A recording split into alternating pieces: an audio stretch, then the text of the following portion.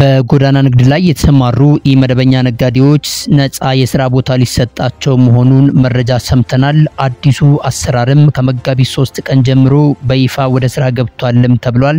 በዝርዝር የምንነግራችሁ ይሆናል። በሌላው መረጃችን የአዲስ አበባ ከተማ አስተዳደር የመሬት ልማትና አስተዳደር ቢሮ የአምስተኛ ዙር የመሬት ሊዝ ጨረታ አውጥቷል። ቢሮው በአምስተኛው ዙር ለጨረታ ያቀረበው መሬት በአራዳ፣ በየካ፣ በአቃቂ ቃሊቲ፣ በአዲስ ከተማ፣ በለሚ ኩራ፣ በጉልሌና በቂርቆስ ክፍለ ከተሞች እንደሚገኙም ተነግሯል። ይህንን በተመለከተ በዝርዝር የምንነግራችሁ ይሆናል። ያው መረጃችን 5 የገበታ ጨው አይነቶች ህብረተሰቡ እንዳይጠቀም የኢትዮጵያ የምግብና መድኃኒት ባለስልጣን አስታውቋል። እነማን እንደሆኑ መረጃውን ምናደርሳችሁ ይሆናል። ለቻናላችን አዲስ ከሆኑ በቅንነት ቻናላችንን ሰብስክራይብ በማድረግ ቤተሰብ ይሁኑ ይያል ወደ መረጃው አለፍን። በጎዳና ንግድ ላይ የተሰማሩ ኢመደበኛ ነጋዴዎች ነፃ የሥራ ቦታ ሊሰጣቸው መሆኑ ተገልጿል። አዲሱ አሰራር ከመጋቢት 3 ጀምሮ በይፋ ወደ ስራም ገብቷል ተብሏል። በልዩ ልዩ የአዲስ አበባ ጎዳናዎች ላይ ህጋዊ ባልሆነ ኢመደበኛ ንግድ ላይ የተሰማሩ ግለሰቦች ወደ ህጋዊ መስመር እንዲገቡ የሚያስችላቸው የህግ ማዕቀፍ በአዲስ አበባ ካቢኔ ጸድቆ ወደ ስራ መግባቱ የአዲስ አበባ ንግድ ቢሮ አስታውቋል። አዲሱ መመሪያ ኢመደበኛ ነጋዴዎች በመሃል ከተማና በሌሎች ለንግድ አመቺ በሆኑ አካባቢዎች እስከ 1 አመት የሚቆይ ነፃ የንግድ ቦታ ተሰጥቷቸው ወደ ህጋዊ የንግድ ስርዓት እንዲገቡ የሚያግዝ ስለመሆኑም ተነግሯል። በየመንገዱ በንግድ ስራ ላይ የተሰማሩ ግለሰቦች ለረጅም ጊዜ ሲንገላቱ እንደነበር የገለጹት የንግድ ቢሮ ኃላፊ ነጋዴዎቹ ከጸጥታ አካላት ጋር ለማምለጥ በሚደረግ ሩጫ የሚሸጡትን ጥለው ለመሸሽ የሚገደዱም እንደነበርም አንስተዋል። ይህ በመሆኑ የከተማ አስተዳደር ለኢመደበኛ ንግድ እውቅና ሰጥቶ በህግ የሚደገፉትን አሰራር መዘርጋቱንም ገልጿል። አዲሱ አሰራር ከመጋቢት 3 ቀን 2017 ዓ.ም ጀምሮ በይፋ ወደ ስራ በመግባት የጎዳና ንግድ ላይ የተሰማሩ ግለሰቦችን ማጣራት መጀመሩንም አስታውቋል።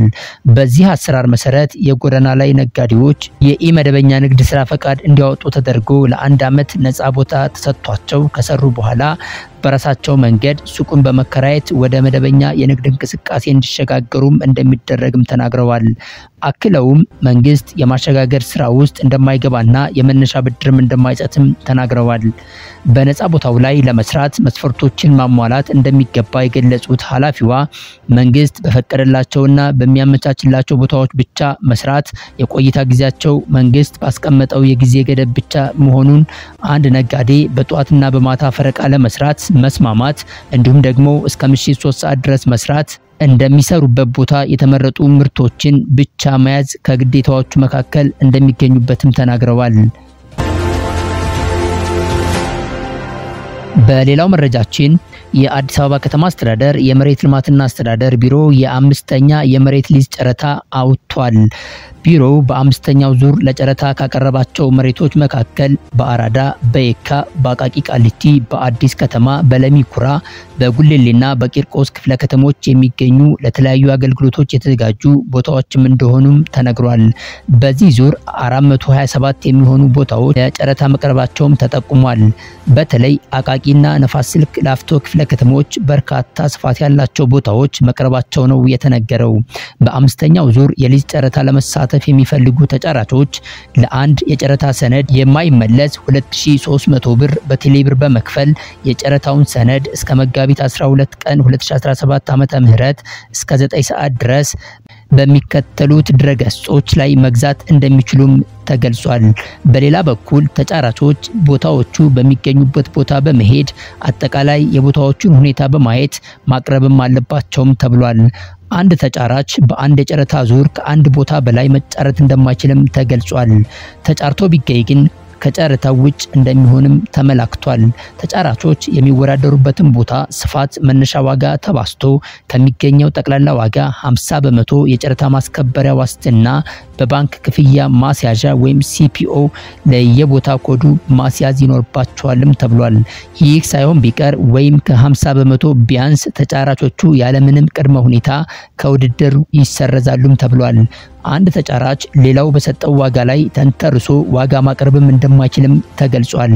ሌላው ከአዲስ አበባ ውጭ ከሚገኙ ባንኮች ሲፒኦ ሲሰራ አዲስ አበባ ከሚገኙ ባንኮች ጋር በኔትወርክ የተያያዘ መሆን ያለበት ሲሆን ይህ ሳይሆን ቀርቶ ግን ችግር ቢፈጠር ቢሮው አልጠየቅም ብሏል። የኢትዮጵያ የምግብና መድኃኒት ባለስልጣን የተለያዩ የገበታ ጨው ምርት አይነቶች በሚመለከተው አካል የደረጃ ምልክት የመጠቀም ፈቃድ ሳይኖራቸው በመገኘታቸው ህብረተሰቡ እንዳይጠቀማቸው አሳስቧል።